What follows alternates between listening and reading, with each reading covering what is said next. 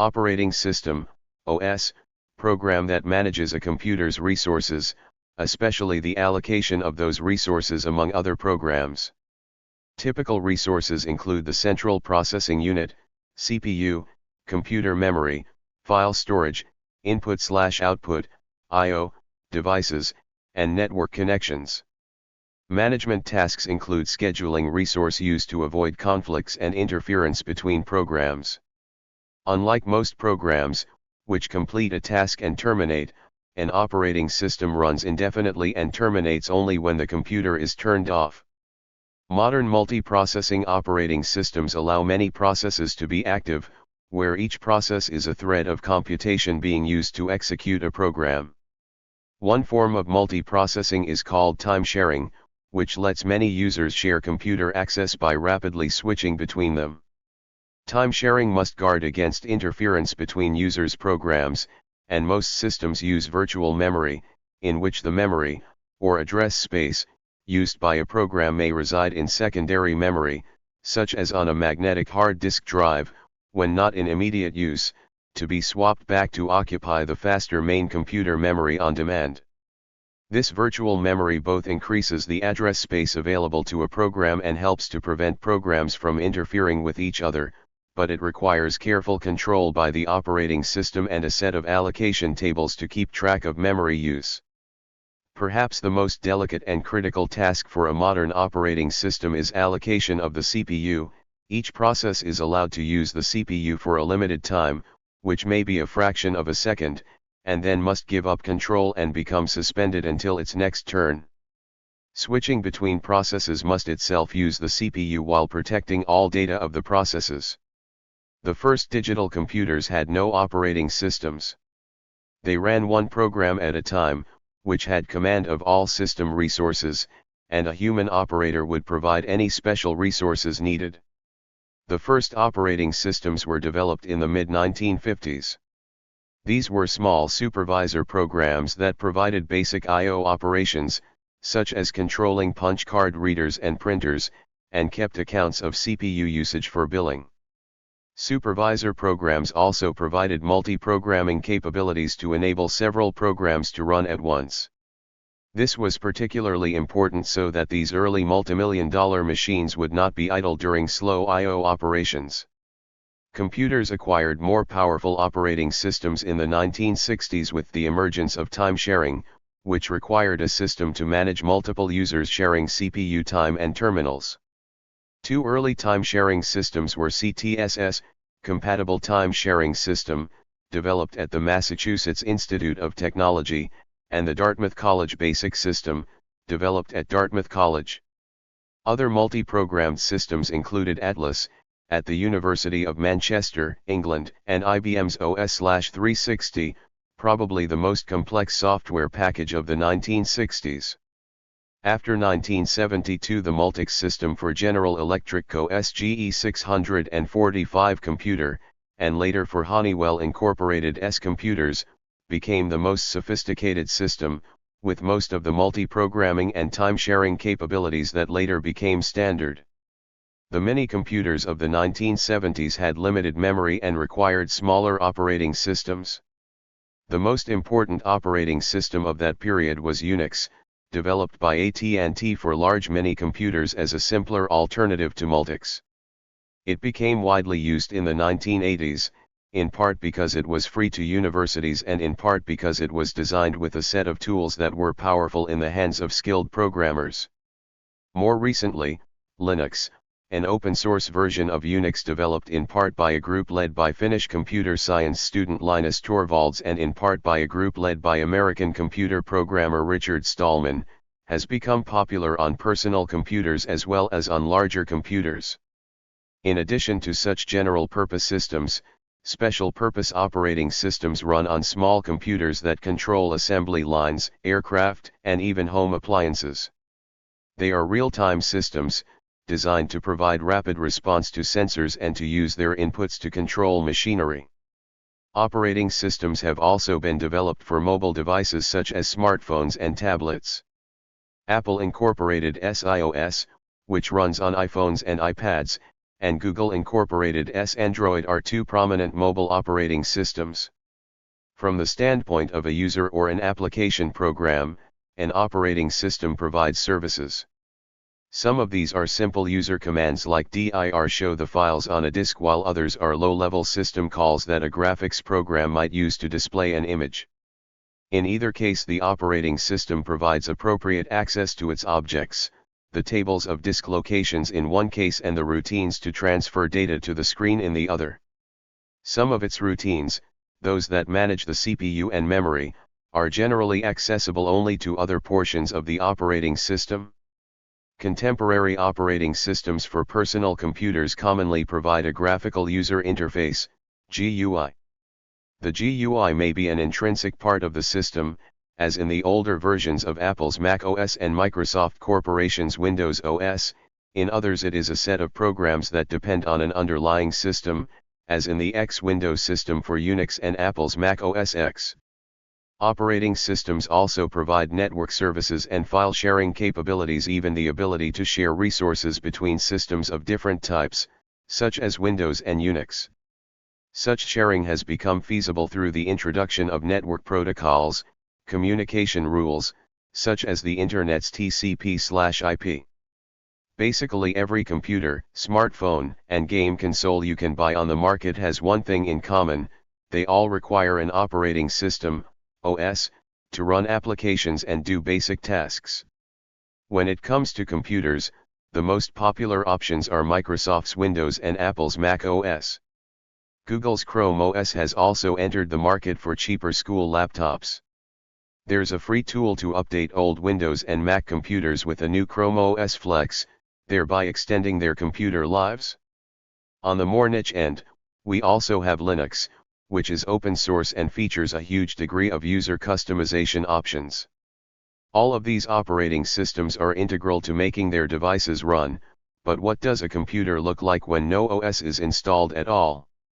Before we get into that, let's clarify exactly what the OS does.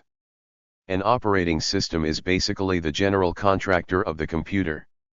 While the programs are busy doing their one specialized thing, plumbing, electrical, carpentry, the operating system is overseeing them all, communicating what they need to the processor and providing a common language that they can all work with to stay on the same page. There are a few other things your operating system does that you probably don't think about. For instance, it's the operating system, not just the hard drive, that's going to decide how to manage memory. The operating system needs to delegate how much memory each process uses and make sure no memory overlaps. Also keep in mind that your home computer is most likely a single-user, multitasking operating system. That means you only have one processor, but it can run many programs at once. But here's the kicker: it can't actually do that. When you're downloading files, working on a spreadsheet, and listening to music, your computer just appears to be doing these things simultaneously. In reality, the computer is switching between processes at extremely high speeds, so high, you don't notice it. While you're under the illusion that your central processing unit, CPU and operating system have a hand in every pot, your programs are under the impression that they have complete control of the operating system at any given moment. So really, your operating system is designed to let the CPU deal with one thing at a time. But because it's a computer and not a harried secretary, it can multitask so fast that the user wouldn't even know.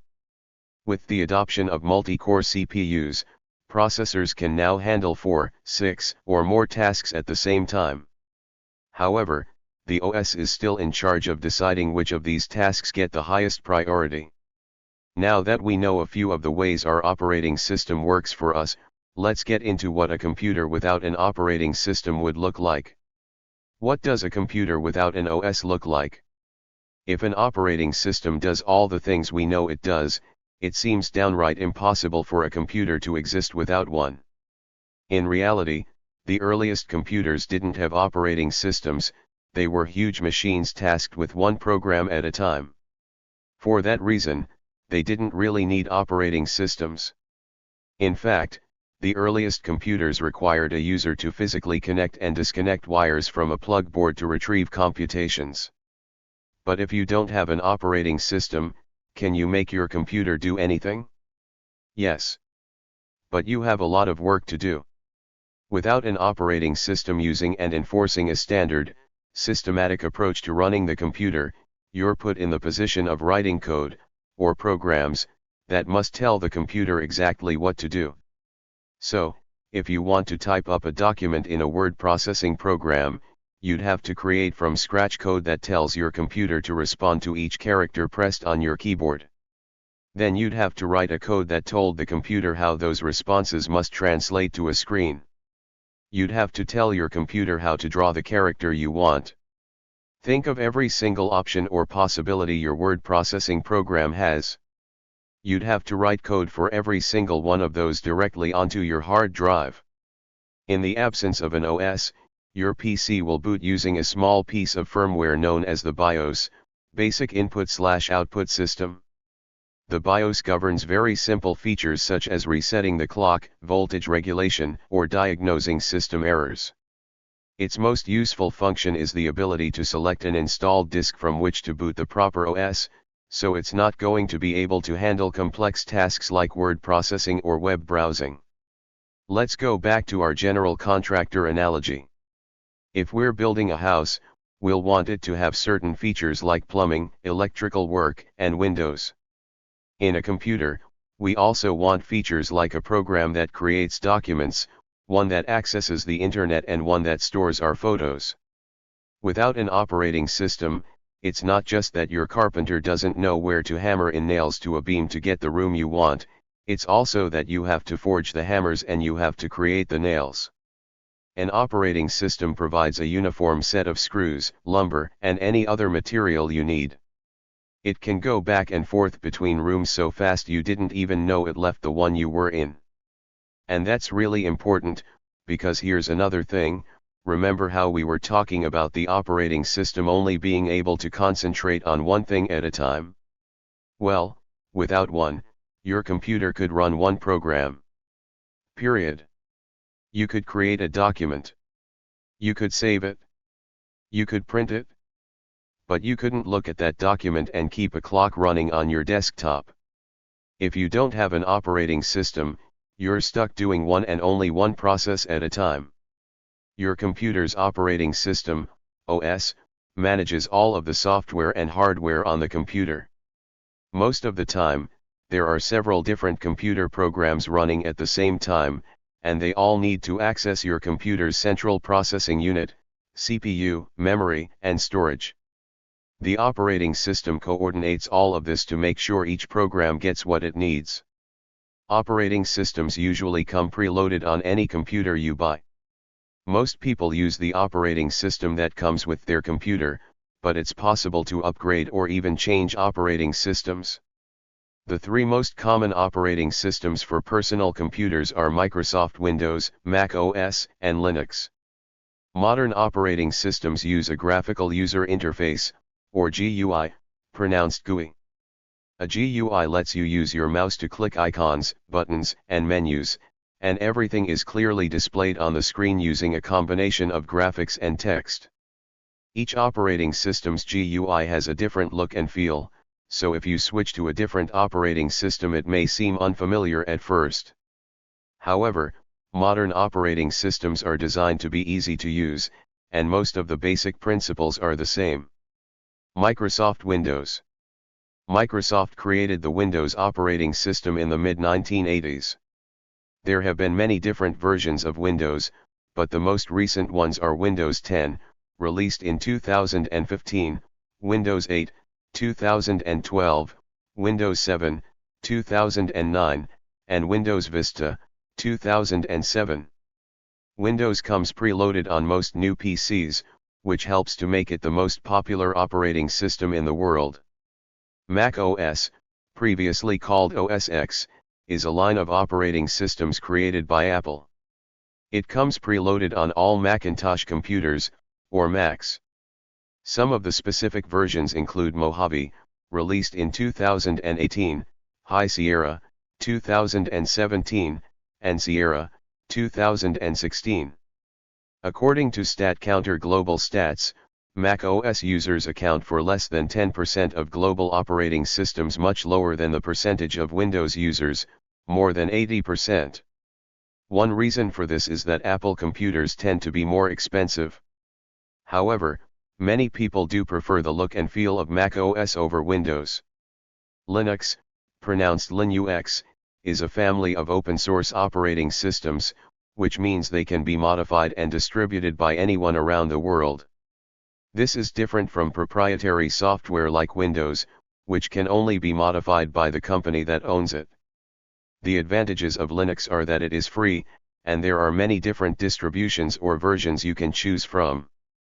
According to StatCounter Global Stats, Linux users account for less than 2% of global operating systems. However, most servers run Linux because it's relatively easy to customize.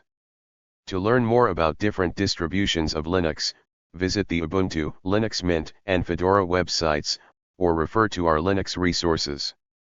For a more comprehensive list, you can visit Make Use of's list of the best Linux distributions. Operating systems for mobile devices. The operating systems we've been talking about so far were designed to run on desktop and laptop computers. Mobile devices such as phones, tablet computers, and MP3 players are different from desktop and laptop computers, so they run operating systems that are designed specifically for mobile devices. Examples of mobile operating systems include Apple iOS and Google Android. In the screenshot below, you can see iOS running on an iPad. Operating systems for mobile devices generally aren't as fully featured as those made for desktop and laptop computers, and they aren't able to run all of the same software. However, you can still do a lot of things with them, like watch movies, browse the web, manage your calendar, and play games. Thank you for watching this video.